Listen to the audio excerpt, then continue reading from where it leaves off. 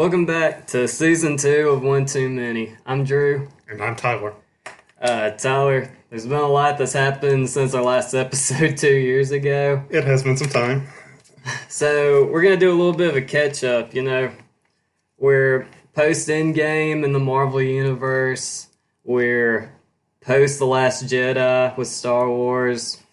We're recovering from Game of Thrones' horrific finale still. So we're just going to start with the franchises we still hold near and dear to our hearts that are, they're getting worse as time goes on. What do you think about these? Well, since you started with Avengers, I'll go there. I thought Endgame and Infinity War were excellent and perfect culmination for the first three or four phases at this point. Yeah, I think Infinity War and Endgame, I think they're the end to Phase 3. Yeah, I think they were perfect culmination of Phase 3, perfect endpoint. If you're ready to kind of quit watching the franchise there, it's a good place to end, but it's also a lot of new characters up and coming for you to watch watching the future for the upcoming movies in the franchise, and I think it's in a good place, and they keep making great movies, so I'll keep watching. You said this is a good part for you to stop watching if you feel like it. So do you think you could stop with Endgame and you're never going to have to worry about going to the movies to see these again, or do you think, like, how do you see this going forward? Because in my mind, you can pretty much just stop with Endgame, and I think you'd be fine. Oh, you can definitely stop with the Endgame. It's a complete story. It leaves future characters. The world will be taken care of in the future, but there's a perfect culmination to the first original Avengers. Just kind of an end character arc for all the characters you care the most about. Yeah. And they'll develop the other characters in the future. And just saying stop here and not go to the movies anymore. Apparently, you'll have to get streaming services to watch all the characters as well, with all the Winter Soldier spinoff, the WandaVision spinoff. Yeah, we can go through the list of the TV shows, but I wanted to ask you about. Okay, so you have the three main figureheads that we got left with, because Captain Marvel or Captain America, his story. Retired. Yeah, he's retired. Tony Stark's dead. Sacrifice. Yeah. And Thor's off with Guardians of the Galaxy. So they left us with our three main people are Spider-Man, Captain Marvel, and Black Panther. Spider-Man has recently been knocked out. Yeah, Disney's been kind of a dick with that. Okay, so I understand Disney was asking for more money, right? Like, that's the main reason they pulled out. A huge amount of more money, especially when Disney gets the main amount of the merchandising. Right. So I'm trying to figure out how I feel about this, because I know Disney, you put it right. I mean, Disney was a huge asshole about this whole thing. Like, I don't know, it was like 50% of the income, wasn't it? Wasn't that what they tried to make the new deal? I believe so. So I understand where Sony's coming from, and Sony's also coming from a place where they're kind of riding high with a lot of their movies. Now, Venom Sony was making terrible Spider-Man movies before Disney got a hold of Spider-Man. So you can team him up with Venom now, I guess. Yes, but then Disney went and made their own animated Spider-Man that was amazing. Probably top 2 or 3 of all the Spider-Man movies there are, with the Spider-Man. The Spider-Verse? The Spider-Verse. Yeah. It's probably top 2 or 3 Spider-Man movie at this point. I agree. So, I think going forward, I'm really concerned about what they're going to do with Spider-Man. I'm really concerned about what happens with Tom Holland, because in my mind, he's the best Spider-Man we're going to get, because the more years I put between myself and Tobey Maguire, the less I like him. And I never liked Andrew Garfield as Spider-Man. So I'm really hoping they hold on to Tom Holland. I think he's the perfect fit for Spider-Man. From the articles I read, Tom Holland stays with the Sony contract, but Sony won't be able to use some of the pre-existing Marvel characters. So there'll be issues using this Stark tech and Happy. That's just kind of weird how it's going to make all that out with, especially how important Tony Stark was to this Spider-Man's backstory. Yeah, I'm wondering. So you saw Far From Home with us, didn't you? Yes. So they were leading him up to be the next Tony Stark. So I don't really know what you do with that. That Mysterio's whole motivation was revenge for Tony Stark's image or memory. And so it's like all the villains Spider-Man's had so far have been Stark-related villains as well. So they're going to have to do some strange rewrites once Sony splits them off on their own. But I imagine that they'll reach some sort of deal in the next year or two before the movie starts being made. That things will be made right. Yeah, I'm hoping so too. Did you ever see Captain Marvel? I never saw that one. Okay, but you did see her in Endgame was one she was in, right? Yeah. What'd you think, like, just from that impression of her, what'd you think? I think it's going to be difficult to use her in team-up movies with as powerful as she is. Like, they used her just the right amount in Endgame, where she wasn't outshining anyone, but just she's so much more powerful, like her power set is just eclipses everyone else, besides like maybe the Hulk and stuff like that. But it's just hard to balance her against the other characters. It's like, what's the need for the other characters if she's there?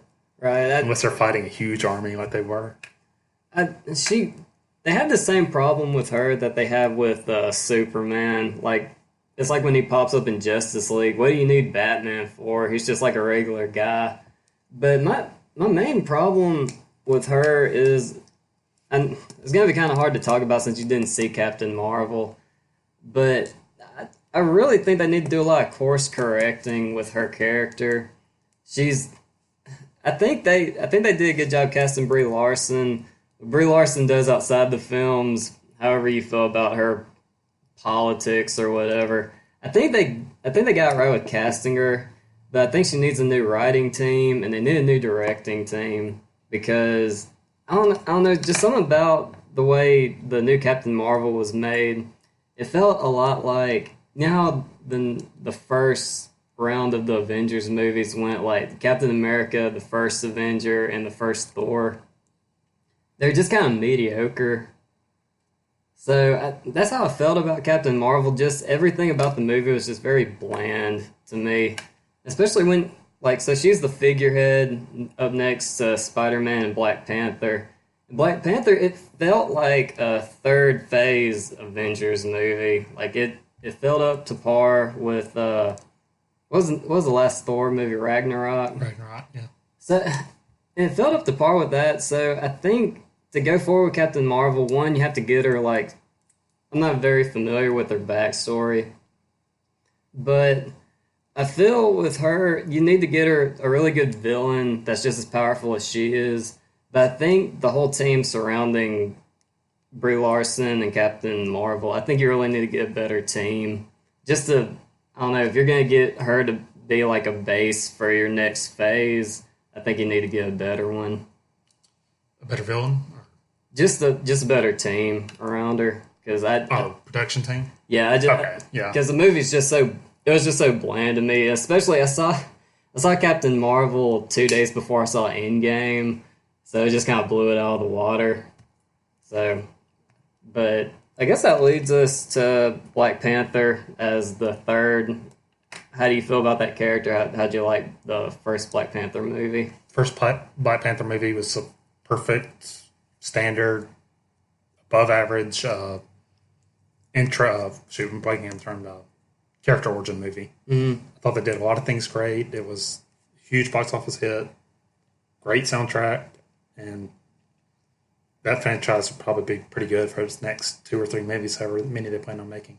Yeah, he's one of the few superheroes that I'm really excited to see more of. It's going to be really hard. I think Michael B. Jordan was such a good villain as Killmonger. It's going to be interesting to see how you follow that up.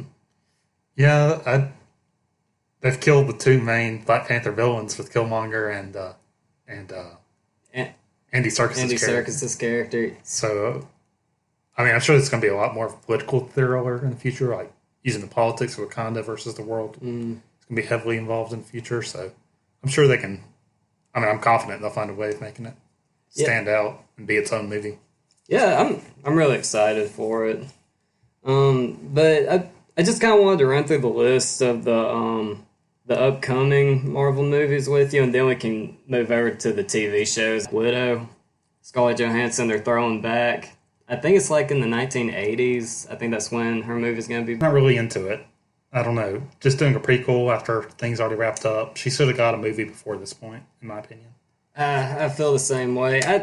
It's really strange how her story ended, too. I felt like her death in Endgame was really out of place. I understand, like, you had to sacrifice somebody, you had to up the stakes, but I never really understood why, of all the Marvel characters you'd kill off, you'd kill her off. It just always felt really strange. Yeah, I felt it would be her or Hawkeye going in, so it kind of made sense that one of them would go down, but yeah, it was, I mean, where else were going to take her character, though, if they were, with how many characters they were retiring to?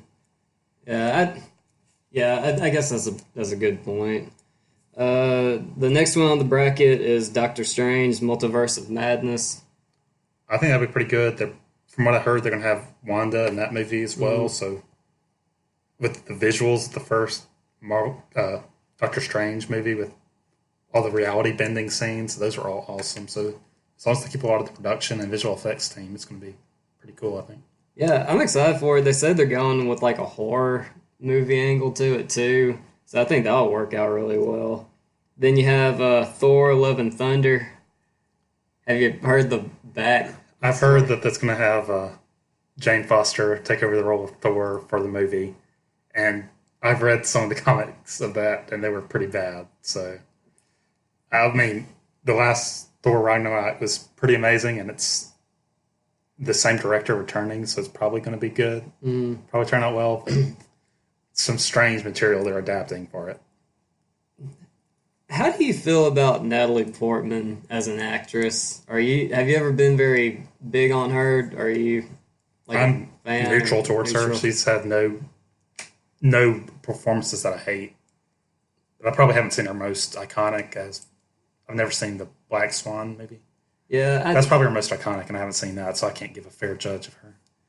I've seen Black Swan. It was a while ago. I remember thinking she was really good in it. The newest movie I've seen with her is Annihilation, and that movie's really good, but she's so low-key. Like, every movie she's in, most of the time, she's so low-key in it, she kind of makes me sleepy, almost, to watch her. So, you put, like, nothing against her. I think she's a really good actress. It's just you put her up to Chris Hemsworth, who's just one of the most charismatic people on screen right now. I don't know how you follow that up. Yeah, and I can definitely understand her frustration she had in the other Thor movies, why she kind of went away from the series for a bit. Oh, yeah, because she had nothing to do. She had nothing to do, so I'm glad they're giving her something to do in this upcoming movie. And I guess Thor, I'm assuming from where we left off with Endgame, he's going to be in Guardians 3. Is that what we're assuming, hopefully? Probably in a limited role, from what I've heard. It'll just be at the very beginning. Okay, so I'm guessing if Thor's handing over the reins, is the future of the Thor characters, is what they're aiming for? Are they going to put him in Guardians? Is that the plan going forward? I don't think so. I think he's just... I think it's going to be passing the mantle to Valkyrie or something by the end of the fourth movie, more than anything. Okay. Well, like I said, I haven't really looked into it that much, but I thought it'd be a really good pair with him and Chris Pratt with, what was it, Asgardians of the Galaxy.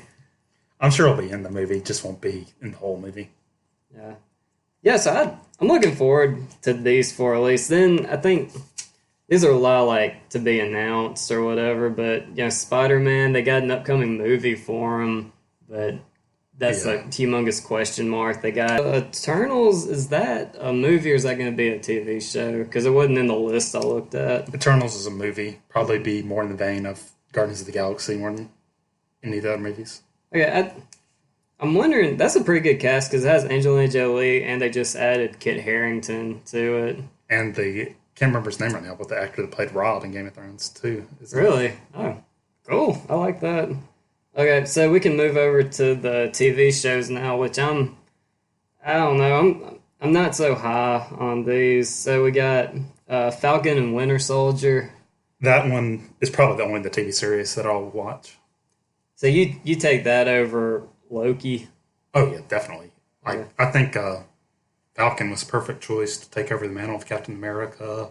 It'll expand his power set by giving him the shield to make him more interesting. It'll probably be a lot of politics involved in the upcoming movie about him taking over the role. I'm sure there'll be people like in the TV series, some people mad about him taking over the role, but it'll be prove that he's great. And Anthony Mackie's just so charismatic that it's gonna be hard to not like him in the show.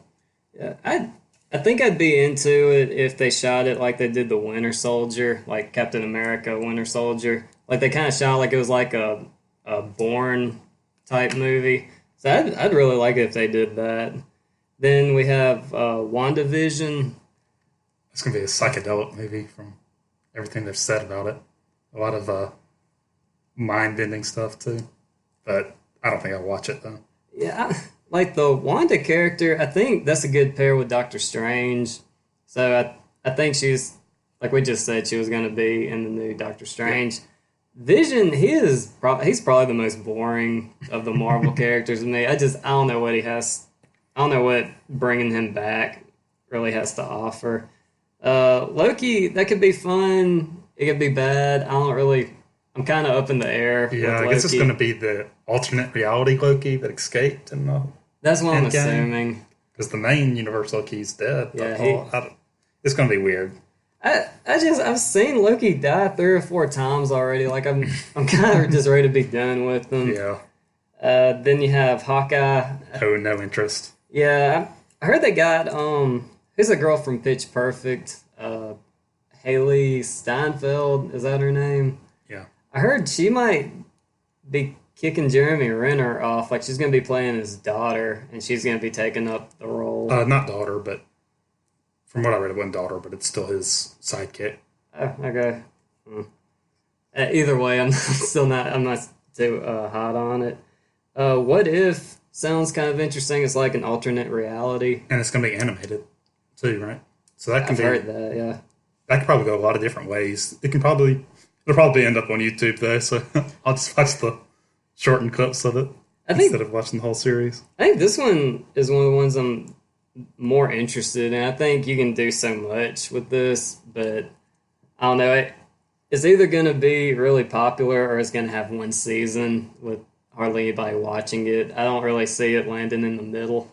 It could be a good series to give a whole bunch of people like short scenes, like give a whole bunch of interest to directors or different animated directors, short ideas, like get a lot of people involved, just to have a lot of variety of stories.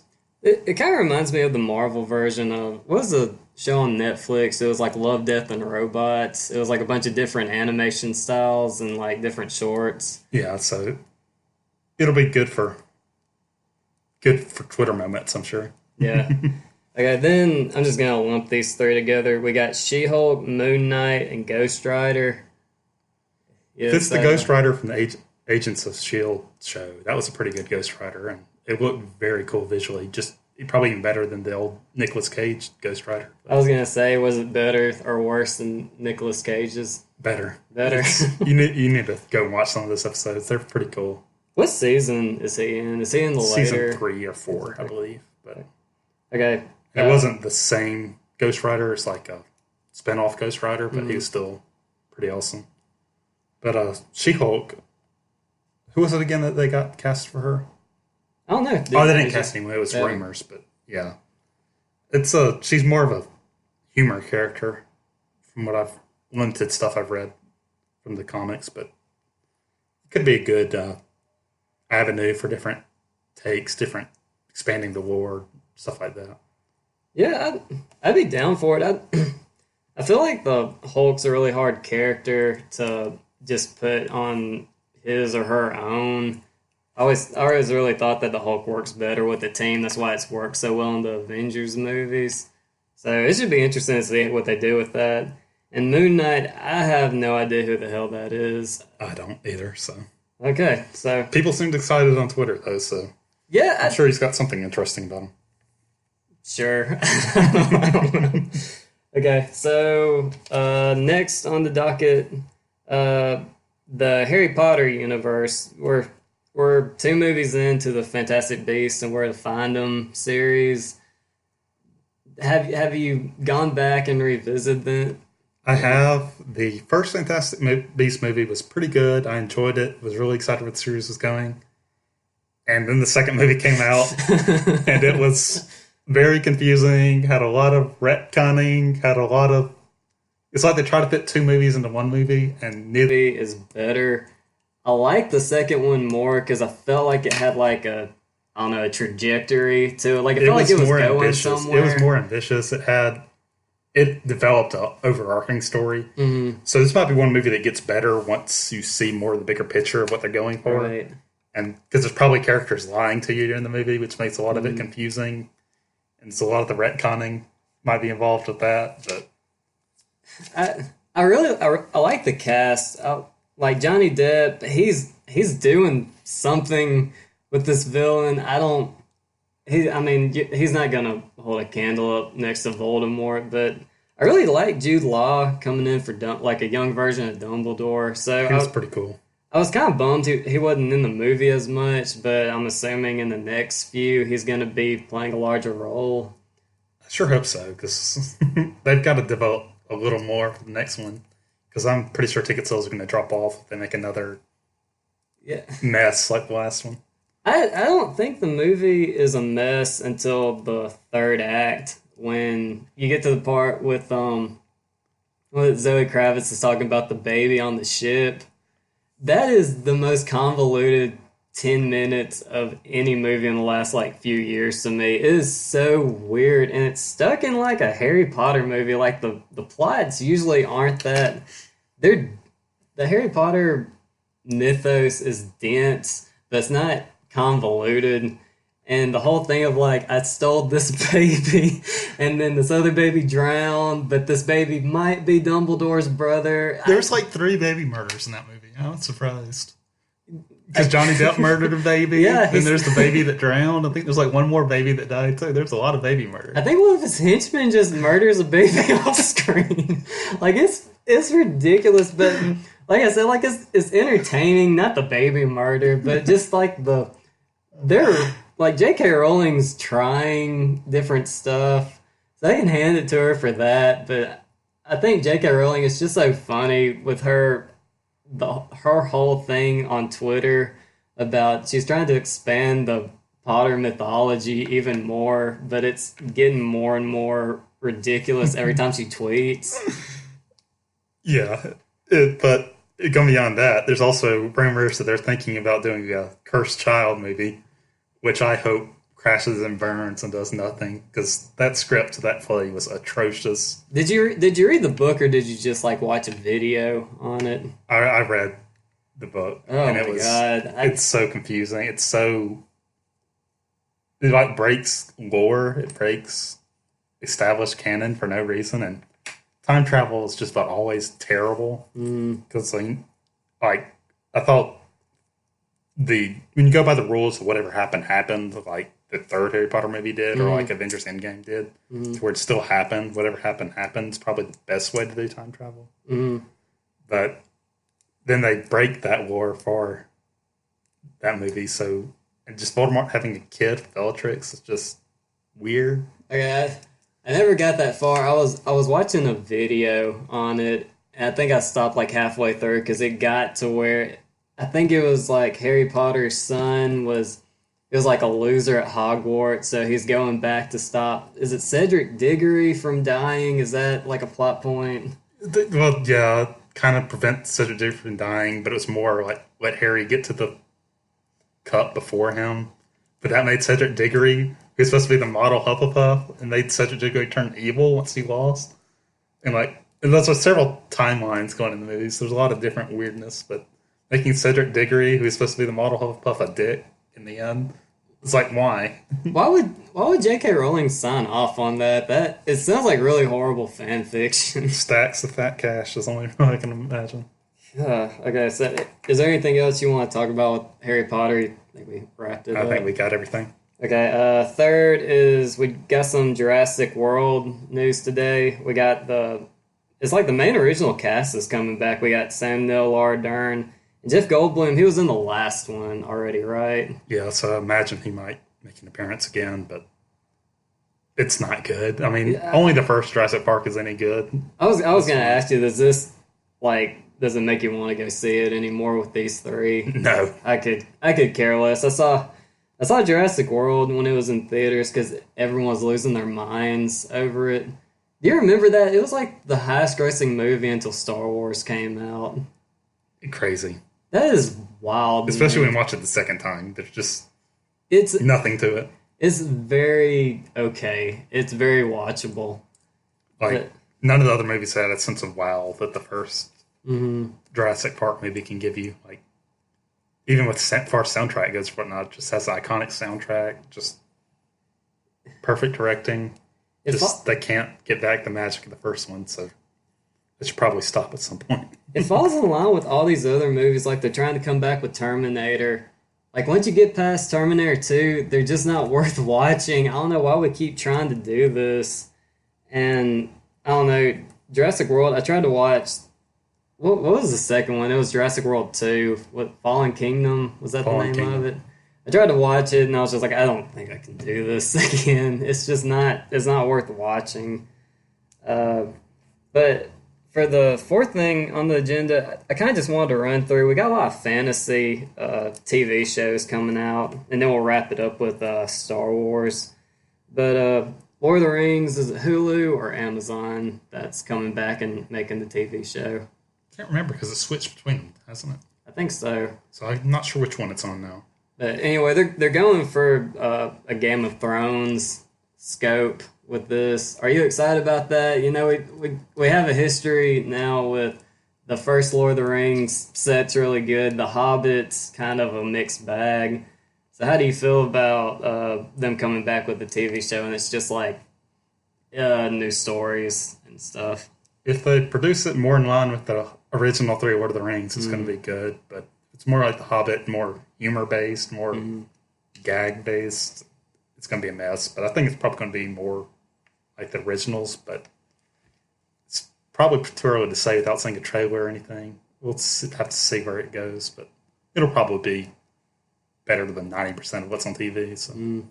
I just really hope they bring back that high frame rate. You remember that when we went to go see The Hobbit? Oh, The Hobbit, and it's like a cartoon with the way they were moving. It's bizarre. I was telling my brother when we got home from the last one, the Battle of the Five Armies. There's a shot when you see Smog going across the air, and he's moving fast normally, but in the high frame rate, it's like a jet. He just like shoots across the sky, and you can't. It's just all a blur.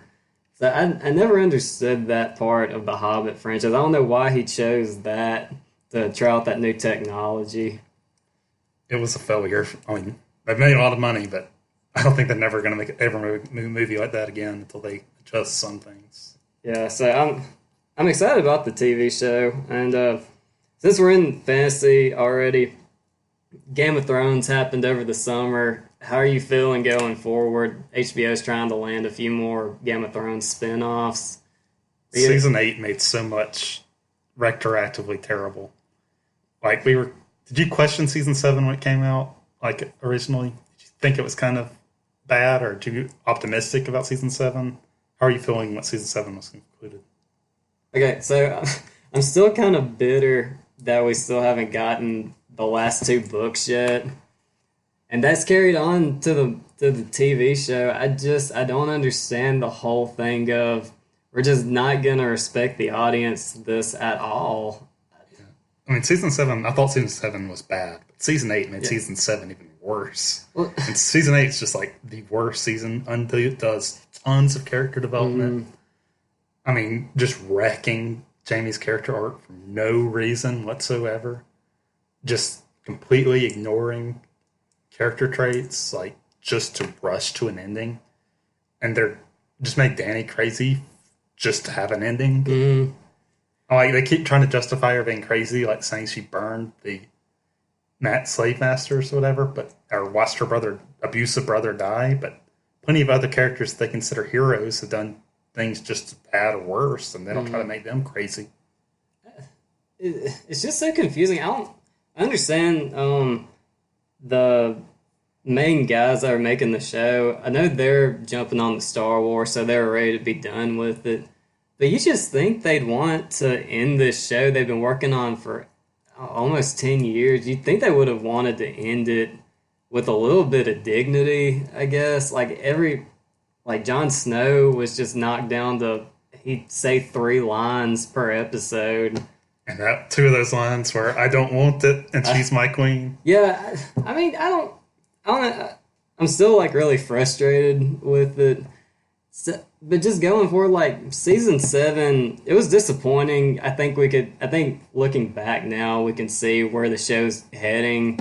But season 8, it's like you said, everybody's characters are just shells of who they were before. Like Jamie's character, I think that's the worst of all of them, because he had this like complete redemptive arc to him, and then in the last 5 minutes he runs back to Cersei and they die together, and he's never able to and he never cared about the innocents, even though he ruined his reputation to protect innocents.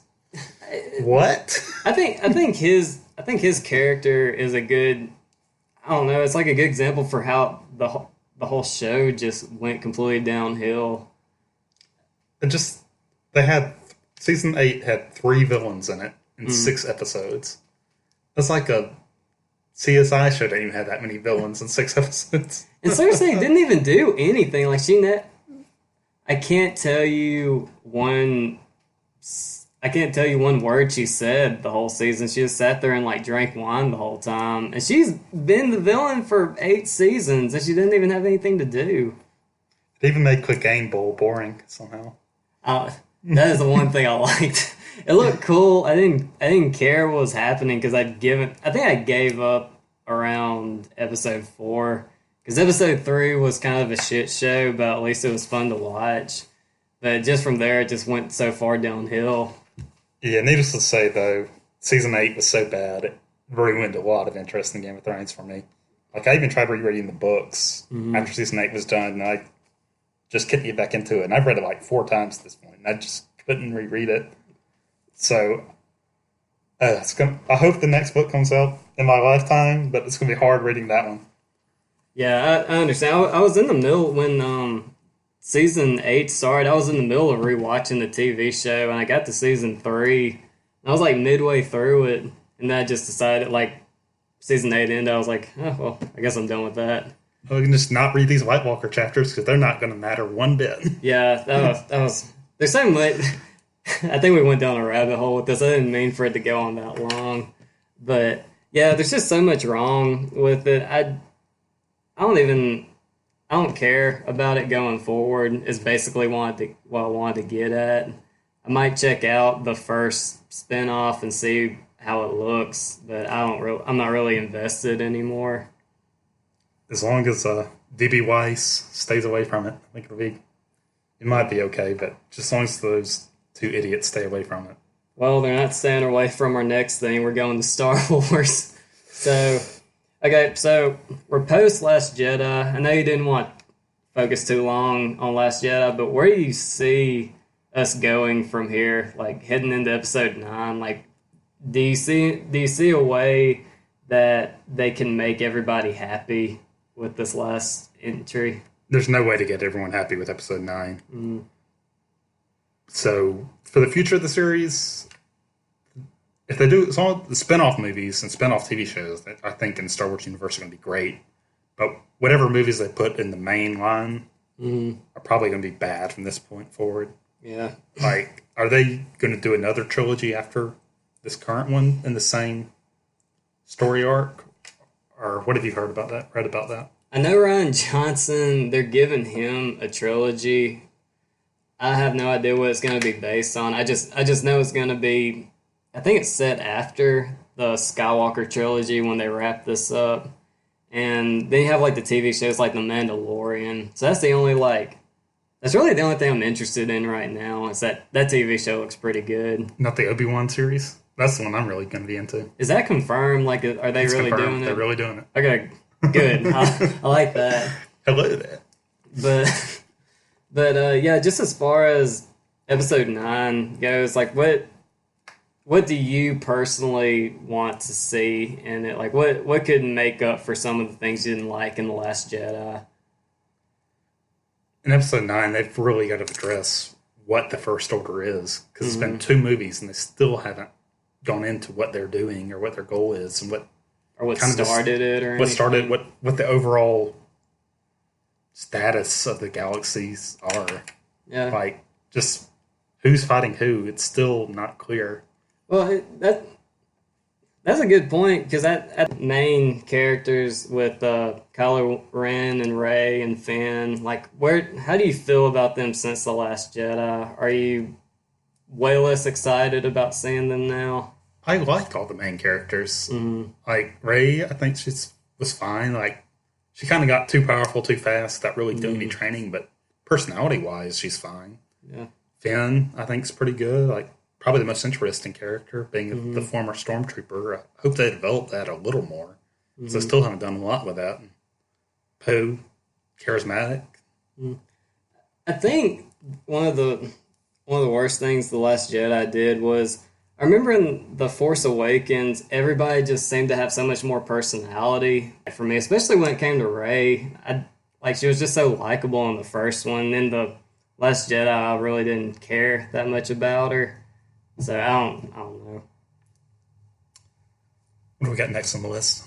That's about it. I can ask you, how'd you feel about Han Solo? And I thought Han Solo is better than Force Awakens, better than Last Jedi. Really? Did you ever end up seeing it? Yeah, I saw it. I think I've seen it 2 or 3 times. It's a fun movie. It's fun. I think it's not perfect by any means, but what makes you like Han Solo more than you liked Force Awakens and Last Jedi? It just seemed to have a more queer overall plot story, even if it was a little mismatch of stuff going on at the end. It just seemed to have a better vision of what it was doing than the main series. Okay, I can't argue with that.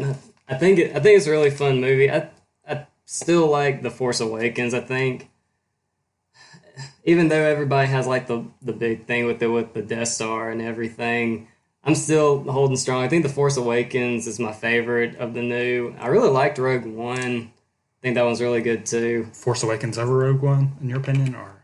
Yeah, it took me a while to like Rogue One. I think it's just so different, and like compared to just like the way it's structured and everything. Because Rogue One would be my first of the Disney movies, as well, with Force Awakens probably second, if I have to be honest.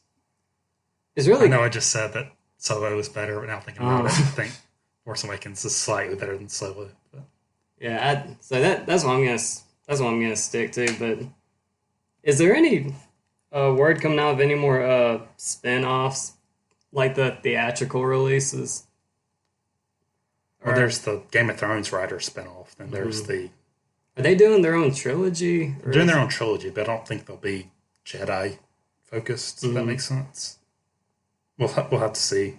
Hopefully they go into the Old Republic or stuff like that, where. Like the video games? Yeah, or just somewhere they can get their own, where they don't have to rely so much on canon, where they can kind of do their own thing. Might be better for them. Or for all Star Wars movies, just get off somewhere, not use any of the same characters, not use any of the same locations, just so they can build their own stuff. Okay. So, Tyler, you're the one that picked this series coming up. What'd you pick? We are going to do The Fast and the Furious. All right, so we're going to be living our lives a quarter mile at a time for a little while. So, yeah, we're really excited about the new series, so we hope you guys want to join us. So, thanks for listening.